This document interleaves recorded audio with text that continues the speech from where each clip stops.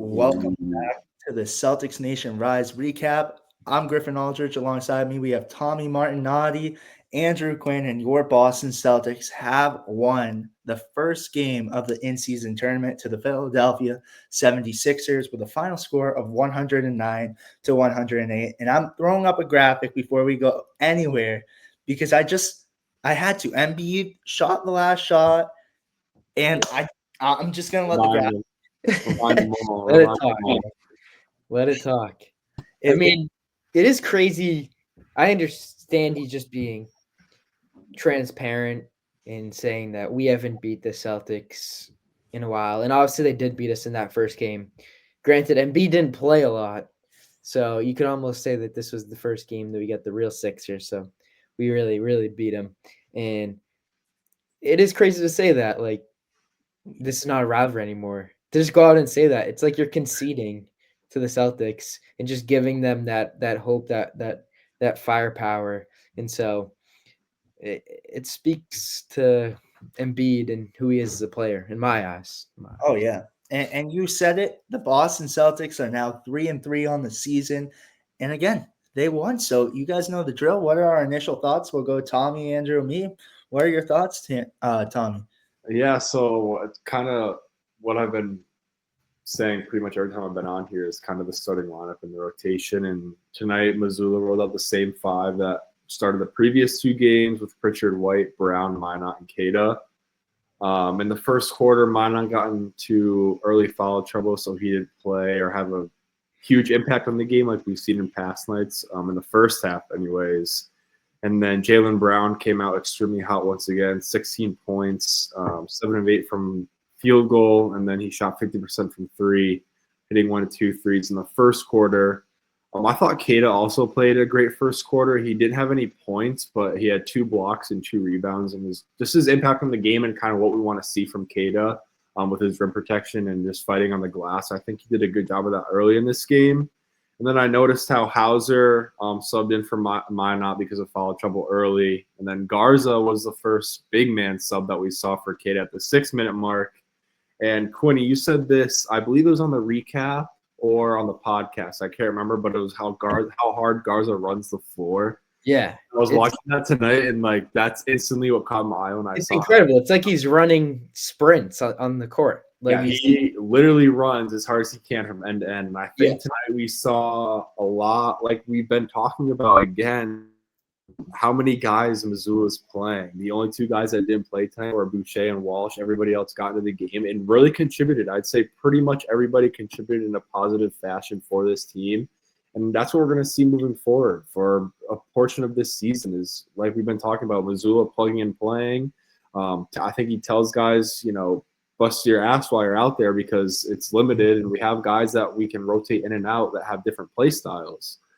So it was really a fun game. I think on both ends, both teams played really hard. There was a lot of effort involved. Sometimes it got sloppy, but it was really just a great game. Got a little too close at the end for us Celtics fans, but overall it was a very entertaining game to watch, and I'm just happy the Celtics pulled out the W in Philly. So it was a good win.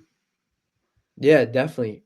And I agree with you. And the Celtics won 109-108, right? That's a close game. And so there are these stats that stand out to me that are amplified because of that.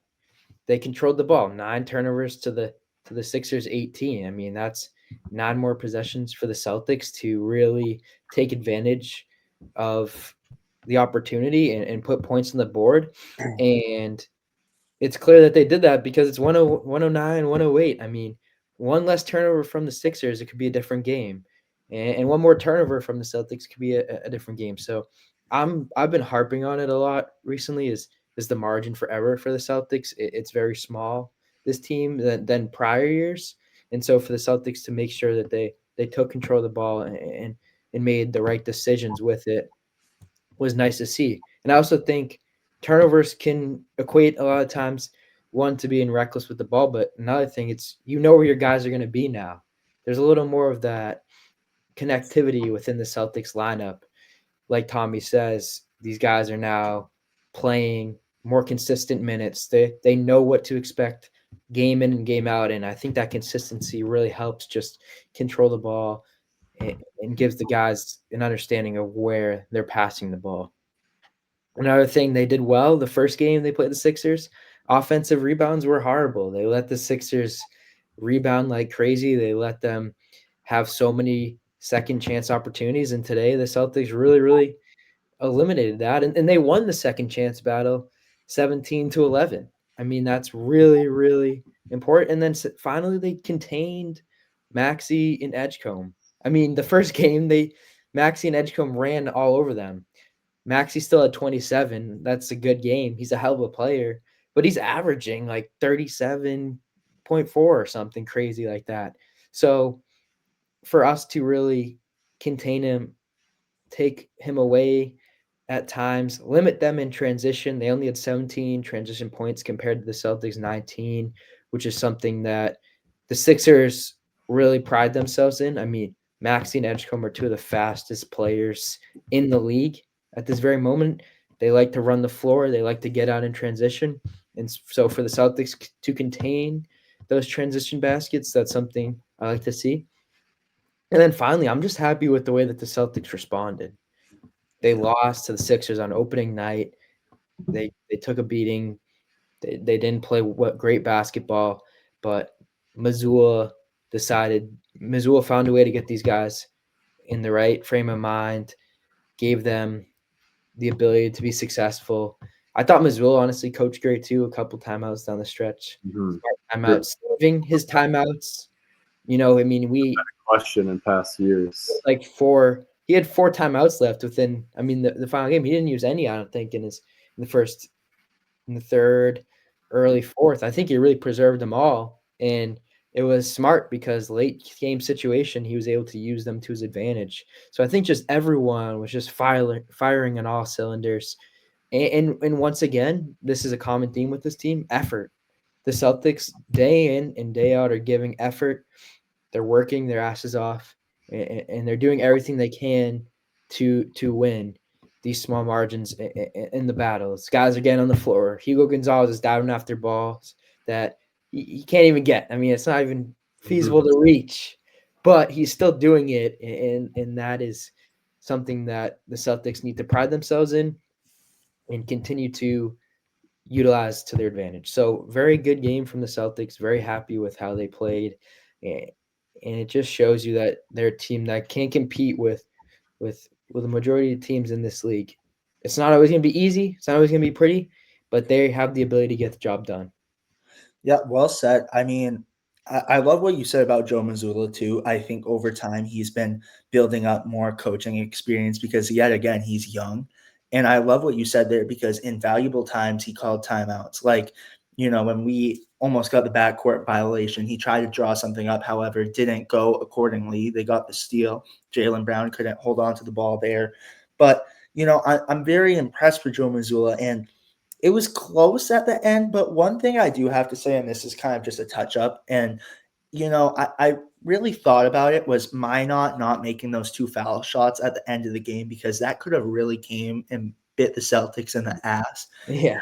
Yeah, but I'm not so worried about that because I thought to myself, he's young. This is a guy used to playing at the end of the bench and not coming in at clutch times like that. So I don't really put the blame on Minot. No, that's He's a not tough situation to be in, man. I'm Yeah, not that is had his first start. and not getting late game minutes over on the Timberwolves and not seeing that.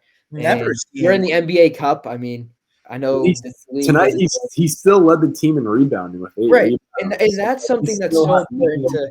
That's something that's so important to realize. Like those 2 free throws, it's such a common thing that teams discuss across the league. Those 2 free throws, if the Celtics were to lose, were not the reason for their loss. I mean, if they were to lose, there was other things that the Celtics could have found as a team for that loss, right? So the free throws, yes, we got to hit free throws late game. Yeah. You got to hit those. Minot, I'm sure, is going to be working diligently to improve his free throws. They'll pipe in some crowd noise in the in the garden in our back center and make sure that he's feeling confident in his free throws. But if they were to lose that game on those free throws, you're not pointing the finger at Minot. A good No. team is not pointing the finger at Minot saying, "Man, you should hit those free throws." Yeah, they're gonna be frustrated with the guy, but it comes down to a lot more things in the game than just those free throws. Yeah, and for guys like Minot, who I think you mentioned it the other day, Tommy, who's only getting paid 2.5 million, that 500K is a lot of money for him, especially with his contract. So he's out there Right. playing his That's a heart good out. point, actually. That's a very good point. I mean, it's there's levels to it, and Minot getting that 500K is important to him. That's so true. I never even thought about that. But I will say on the free throw percentage perspective, um, we did shoot like 58.3% from there, if I'm not mistaken. He's like double checking to make sure that number's right. Yeah, I'm sure. Hey, I don't want to speak out of it, but yeah, 58%. That's not good stuff. That's not So good. that's If you're shooting that's that an issue that from the free throw percent, that's unacceptable. And in games where you're playing even more competitive teams, that's gonna bite you in the ass. So I mean, they're gonna work on it. It happens, but yeah. we'll work on it.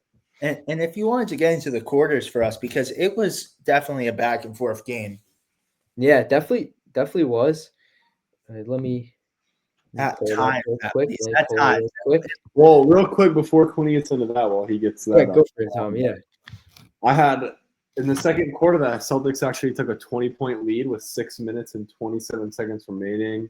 Anthony Simons really gave him a big spark in that second quarter Yeah. while Brown was resting, and I think he played a solid game tonight. Didn't shoot the ball efficiently. He was 7 of 21, but just that's what the Celtics are going to need from guys off the bench to be aggressive, take shots with that second unit out there.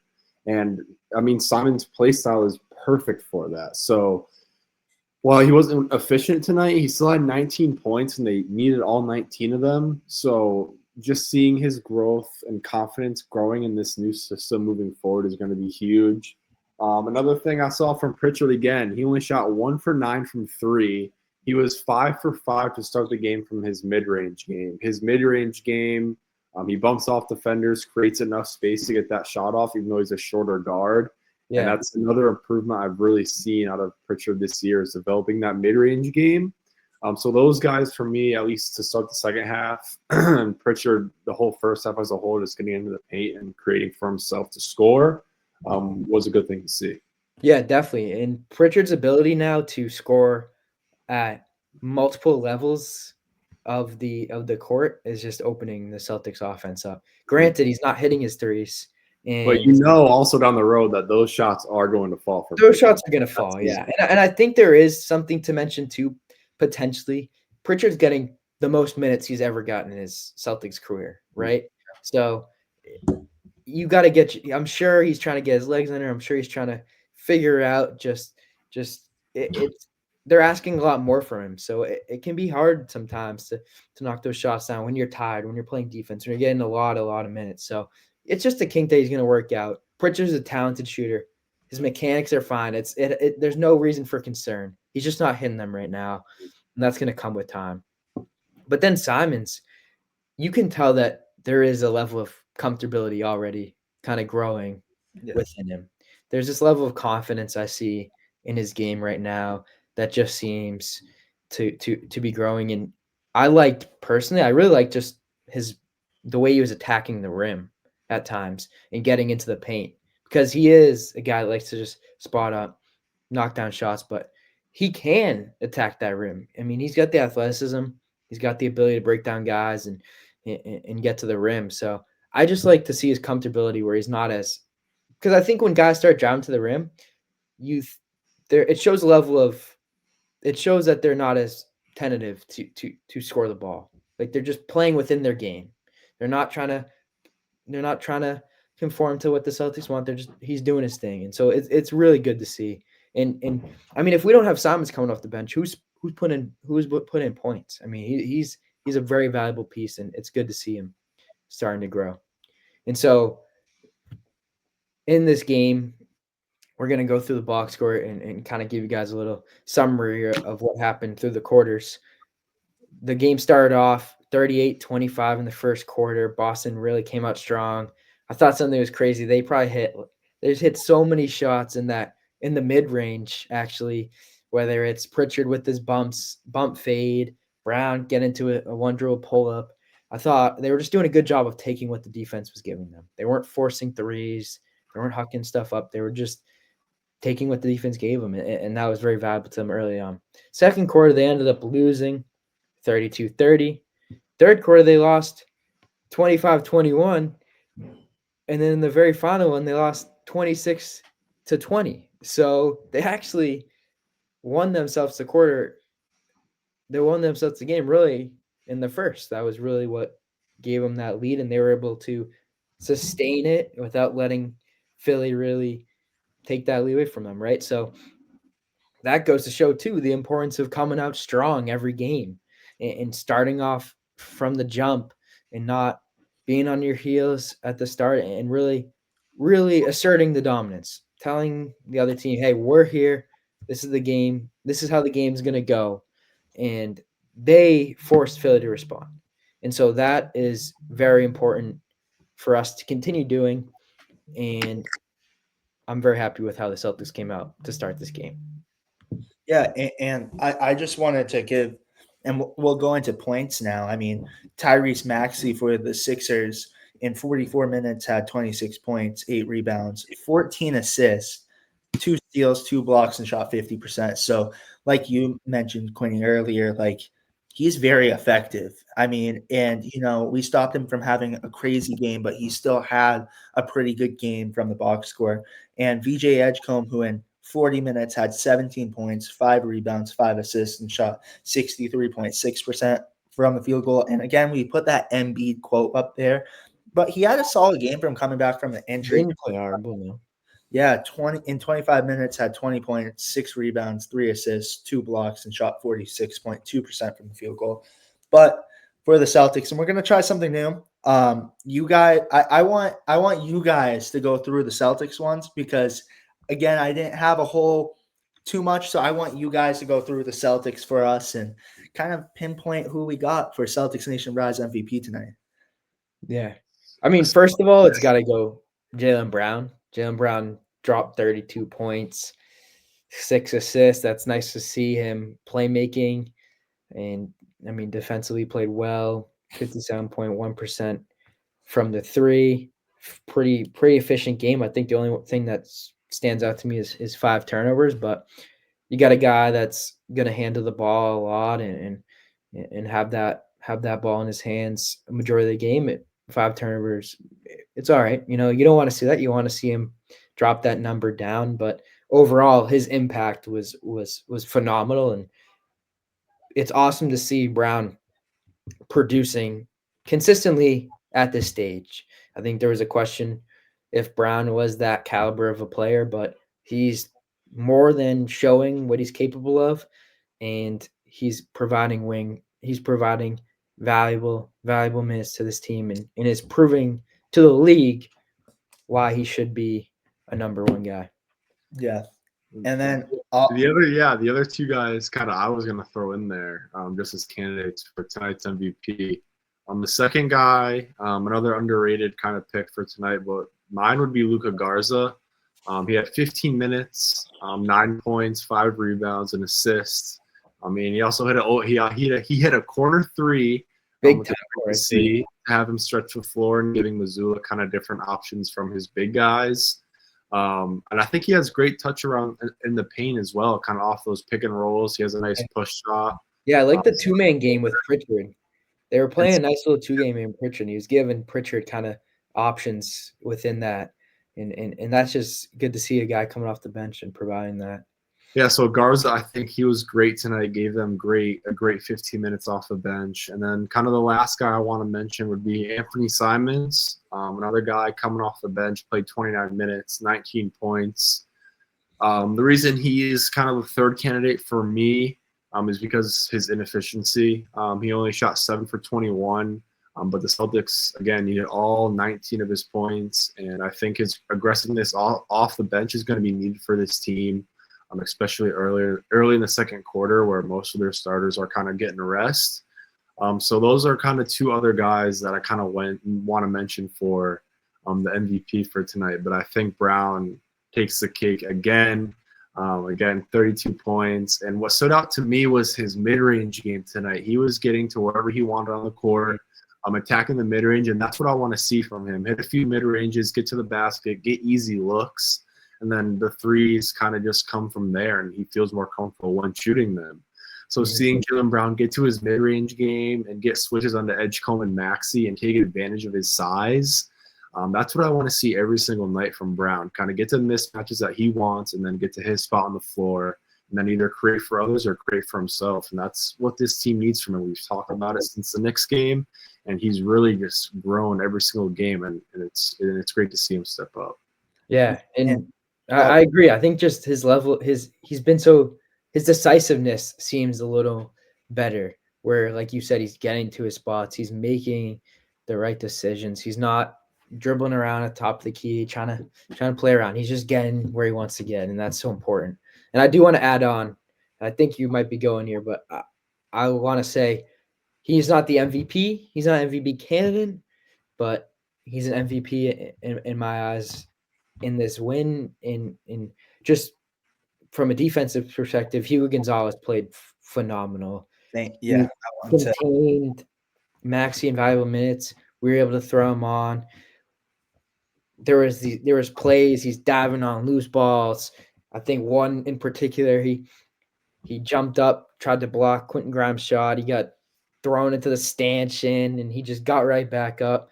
I mean, not the MVP, but those minutes are so valuable to a team in these games. I mean, every minute matters, and that level of intensity and that energy that he gave the Celtics was really needed. And it just provides this boost that the Celtics can and have inspiration off of and feed off of. And so Gonzalez, once again, maybe doesn't look like it on the stat sheet, but he played a great game and did all the little things that the Celtics need to continue to do. Yeah, and I just wanted to. I'm happy you mentioned him because I want to throw him. I thought that's where you're going, and yeah. Well, I kind of want to throw another name into the Celtics Nation Rise MVP candidate, though. I'm throwing Joe Mazzulla in there. Okay. I think, that's the first time I think I threw him in there, but he like the coaching tonight was great. And I haven't had nights where I said that, but you really sparked that in me. So I'm throwing Joe Mazzulla out there, but my vote goes to Jaylen Brown. So are we all three on Jaylen Brown tonight? We got a consensus, Jaylen Brown. Yeah, he was just phenomenal. I mean, you ask a guy to step up and take over a role that, sometimes people can't handle, and it looked like he couldn't handle it at first. However, he's I wouldn't say filled the shoes of Tatum, but he's taken over that role pretty well. And pretty close, man. He is. He really is. And one thing I have to say is it's going to be so interesting to see when Tatum comes back and you have more of I wouldn't say develop Jaylen Brown, but more of a Brown that can take the weight of the game on his shoulders. That's a great point. That's a great point. Because now he's got this level, he's got this experience now where you could give him the ball late game, or you could give him the ball to make a decision and play make off of it. And then that relieves pressure from Tatum and gives Tatum a chance to take a play off at some points. That's a great point, Griffin. Thank you. Yeah. But do you guys have any final thoughts, though, on this big win against the 76ers? I think I'll go real quick. It was just a great team effort again. I feel like we've kind of been saying that these past few games, and that's where we have to see moving forward for this team to keep finding success. I think that 0-3 start, I never really had any panic with this team. I see the talent. I see returning guys. I see newer young guys that are hungry to prove themselves. And I kind of took a look at the big man rotation again tonight. We saw 19 minutes from Keita, 13 minutes from Tillman, and 15 minutes from Garza. So pretty much all three of our big guys getting close to the same amount of minutes and all impacting the game in different ways. I mean, Tillman came in, he had 5 points, hit a 3 in the fourth quarter. He had 4 rebounds. Keita playing his role, not going to see a whole lot in the box score, but he had 3 blocks, 4 points, 4 rebounds. I mean, we want him to hit a few more baskets, but the Sixers also did a good job of taking his lob threat ability out of the game. The Celtics tried to throw him a few lobs at a few times in the game, and the Sixers did a good job of deflecting those passes. So they did a good job of taking Keita away from the rim. But then we saw Tillman and Garza come in and see their ability to stretch the floor and hit some threes when they needed it. So seeing that big man rotation and how they all three affect the game differently was exciting for me to see tonight. And again, to see just what the process is like and how it changes or improves kind of game to game. Yeah.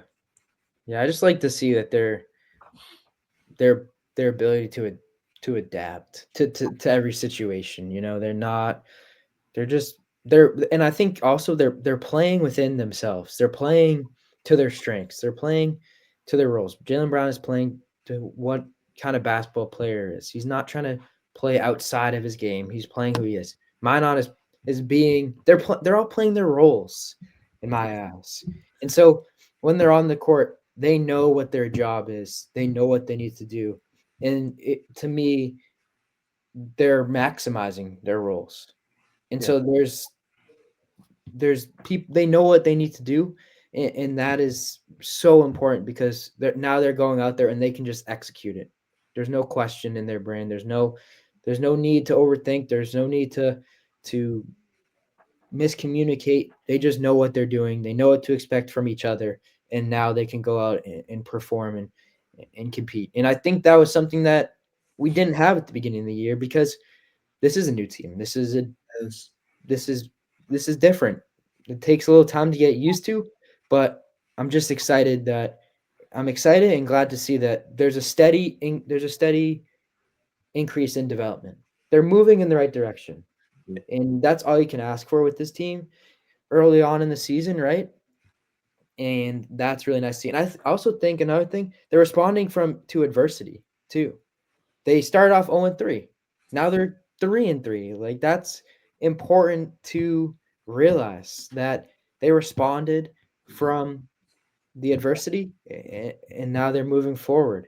And that's great to see in a team because that adversity, those tough moments will be reflective when the season comes to an end, when there's real playoff implications, when things start to turn up and adversity becomes even greater. So I think facing adversity early on and responding is something that I'm very glad to see they've been able to do. Yeah, and I love the fact that we clicked so fast. We had some trouble at first, which everyone expected, but now we're clicking. And you already said it, Andrew. So I kind of trying to take No, it. you're fine. But phenomenal win at the end of the day, and what a great team win for the Boston Celtics, in-season tournament win for the Boston Celtics.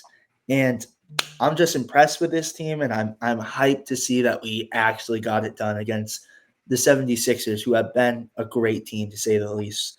But with that being said, you guys, thank you for watching. Yeah, Grant, get a better mask, Grant. Come on, dude. He's got enough money, right? He's got enough money to get a good mask. Well, we'll give one to Tommy before we exit too. We got. Hey, there he is. He's so young in that photo, Deuce. That's crazy. I had to prank you guys, but in all seriousness, thank you guys for watching. Happy Halloween. Again, you guys make sure to like and subscribe and turn on post notifications to be notified every time we upload.